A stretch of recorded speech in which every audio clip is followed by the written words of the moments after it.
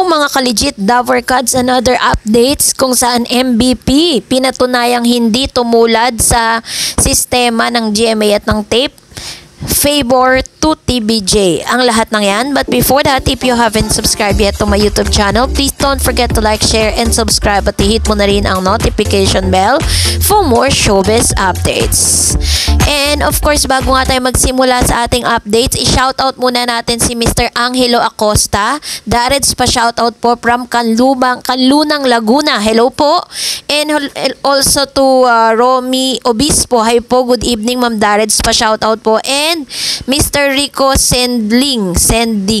Yan. Salamat po sa inyo pong lahat at kay Miss April Cordero. Thank you so much. Let's malaking watch bagay this talaga video. yung trust, tiwala. Siguro isa sa mga lesson namin dito, hindi lahat ng tao katiwa-tiwala katulad namin. Kasi kami pag sinabi namin black, pag sinabi namin white, pag sinabi sa namin ganun, hindi namin alam 2011 nag-file ng trademark, kanila raw yung Itbulaga. Hello mga ka-legit Davercads, another updates po tayo patungkol po dito sa case na kinaharap ngayon ng TBJ and Tape Incorporated and GMA Network, kung saan magkakaroon na po or parang TBJ copyright infringement trials against Tape and GMA Network to start this coming October 23. So magsisimula na po yung kanila pong tinatawag na trial, at yan po ay sisimulan na next week, next week nitong October. And bago ang lahat, syempre panoorin muna natin tong video ni Tito Sen, dahil talaga namang ito po yung pinaka-biggest lesson na natutunan po nila pagkatapos po mangyari yung mga bagay na ito. Panoorin natin. Kasi mukhang embroiled kayo sa parang trademark issue. So, what's your lesson from the whole experience? Lalo ka natin dito sa kasi legislator ka rin. Malaking bagay talaga yung trust, tiwala. Tama naman. Siguro isa sa mga lesson namin dito, hindi lahat ng tao katiwa-tiwala katulad namin. Kasi kami pag sinabi namin black, pag sinabi namin white, pag sinabi namin ganun, hindi namin alam 2011 nag-file ng trademark, kanila raw yung Itbulaga. Hindi sinama pangalan namin. Anong issue nun? Anong ibig sabihin nun? You did it in bad faith. Di ba? O pagkatapos na-expire. O paano ngayon?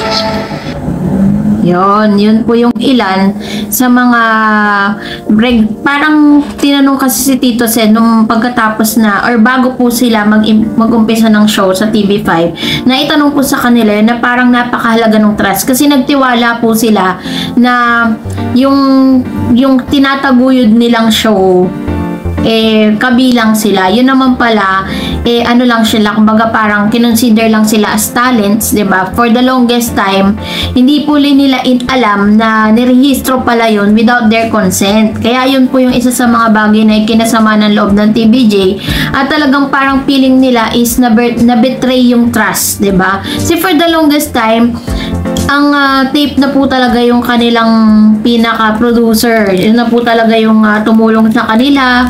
Yun na po yung naging katuwang nila for more than 44 years, 43 years to be exact.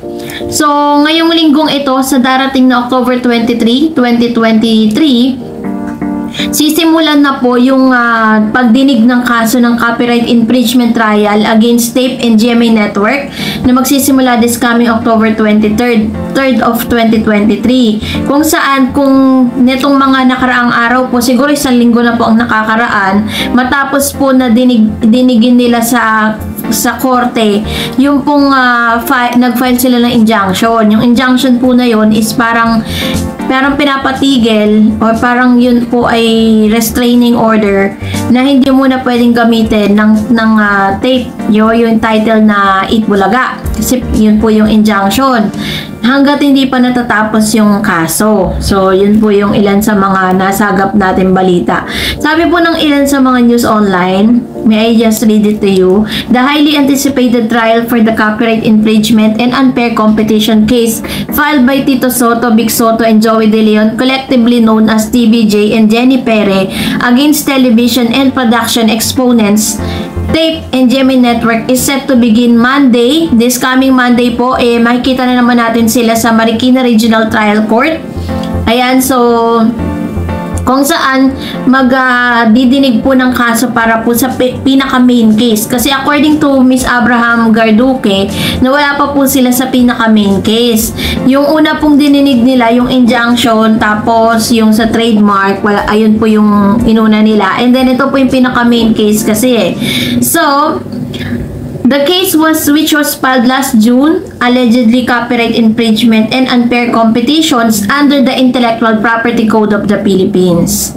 TBJ and Perry are seeking an injunction to prevent Tape from replaying any episode, segments, or audiovisual recordings of Eat Bulaga created prior to May 31st of the year, as well as using the title Eat Bulaga. So, ayun pa rin yung pinagtatalon, yung mga parang yung case na final kasi ni Miss Jenny Pere at ng TBJ against Tape and GMA dahil ginamit po nila yung mga videos na yun without their consent, no? Kaya po nag-file sila ng copyright infringement, tapos pagpapatigil din sa paggamit po ng titulong Eat Bulaga. So, the Marikina Regional Trial Court Branch 273 has scheduled the trial date after the concluding the hearing of the writ of preliminary injunction.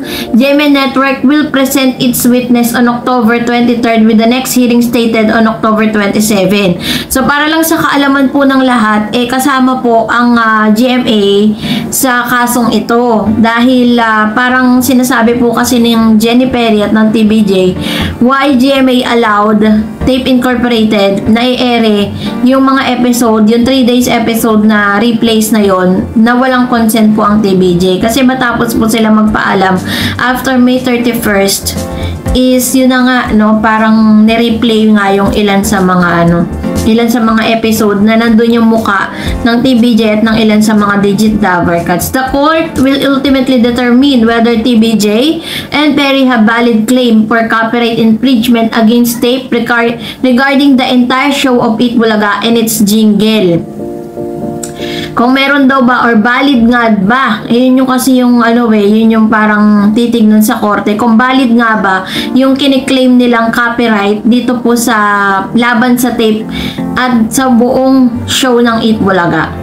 Additionally, they will decide whether permanent injunction should be issued against the two defendants. The court will also address TBJ's and Perry claims of unfair competitions against Tape concerning the use of Eat Bulaga names and logos. Kasama po yun sa copyright, yung kanila pong paggamit ng kanilang logos, mga names, yan, kasama po sa copyright yan. During the trial of main case, TBJ and Perry as well as Tape will not present any new evidence as they have already adopted all the evidences presented during the injunction hearing.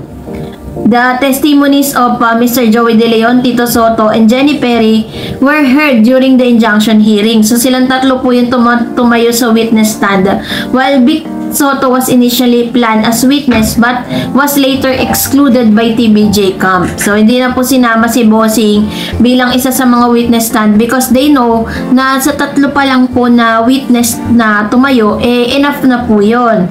On the other side, they presented witnesses such as Malu Chowa Pagar, the former senior president and the COO of Tape, and Mr. Romeo Halosos, the owner and producer of Tape Incorporated. So, yun sila po yung mga tumayo na mga witness para po dito sa kampo po ng Tape. It's worth noting that TBJ left Eat Bulaga and Tape on May 31st and have since transferred to TV5 where they now host the show EAT. So, eto na nga yung aabangan natin. Ang katanungan kasi ng lahat, dahil po magpe-present ng witness ang GMA dito po sa Marikina Regional Trial Court, sino kaya ang ipe-present po nila na witness? Kasi kasama po sila sa kaso ng copyright infringement na i-file po ng TVJ at ni Miss Jenny Pere. So yun po yung aabangan natin kasi parang di natin alam kung sino po yung patatayuin nila sa witness stand. Pero sa ngayon nga po is parang medyo lumilinaw na ang lahat kasi parang kung mapapansin po ninyo sa kabilang side, diba, dito sa generic Bulaga, lagi po nilang ginagamit yung titulong EB Happy. So possible na kapag po lumabas na yung injunction ng pagpapatigil sa paggamit ng title na Itbulaga, pwede pong yun ang gamitin po nila.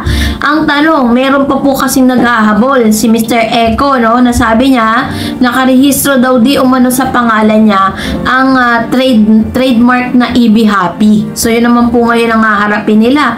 Ano kaya mangyayari, no, pagkatapos niyan? Pero ngayon may nakikita na tayong bagong pag-asa dahil malapit-lapit na po, dahil this coming October marami pong mga announcement at marami pong mga bagay tayong malalaman. Ine-expect na po natin yan kasi nga ongoing po yung case. Pero yung copyright infringement na pinail po ng TVJ ni Miss Jenny Pere, most probably next year pa po matatapos yan. Abutin pa ng 1 taon yan bago pa po talagang mapatunayan na may copyright ng naganap.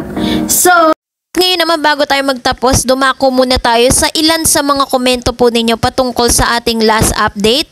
Unahin natin ang komento mula kay Mr. Simplicio Gobres Jr. Wala talagang pakialam ang GMA kapag napakinabangan na, lalo tumanda na. Ganun ata sila, nakakalungkot na ganun ang GMA sa TVJ. May pakialam sila, ayaw lang nilang makialam. Sabi ni Permin Bawalan, noong nagpaalam na sa GMA ang TVJ, ni hindi man lang nangamusta sa TVJ ang CEO na Goson.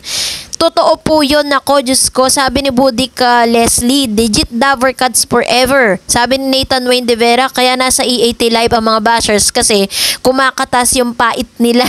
I like it, Dareds. Wag nang paghimasukan ng issue. Sabi naman po ni user, malakas na sila pareho. Ang tao sa'yo. Mr. MVP sa ngalan ng TVJ, di naman kayo iiwan, wala ng GMA ang TV ko at nagsulit na ako para sumuporta sa TVJ at di magbabago. TVJ Dian, papatol sa usaping Francis M. May respeto sila sa tunay na pamilya ni Francis M. Sabi ni Marcelo Lopez, these three legends in the showbiz industry have magnetic personality and they have very successful personal lives and as entertainer too. Thank you Lord Jesus Christ, di nyo pinabayaan ang TVJ sa TV5. Sabi ni Marvin Martinez, kahit isang network na punta ang TVJ, lumalakas ang network, lalo na ang noontime show. Subok na yan. RPN9, ABS-CBN, GMA7, now congrats MVP. TV5. Pauline Angel also said, kahit magtututuwad sila, di nila tatalunin ng EAT ang mga bashers na naghahanap lang nila ng butas para mabash nila. Naghihintay sila na may magkamali para may issue na pag-usapan, pero nahirapan sila. Maingat ang mga legit Dover Cards. True tayo dyan, ano? Dahil kahit ano pong subok nila, and marami na rin talagang napatunayan ng TVJ kahit saan po sila nagpuntang network. Talagang sumisikat naman talaga no? So, ay nako. So, that's it for today. Kung nagustuhan mo ang video na ito, huwag mong kalimutan mag-like, mag-share, at mag-subscribe. At i-follow mo na rin ang aking Facebook page, Dareds TV. God bless everyone! See you on my next vlog.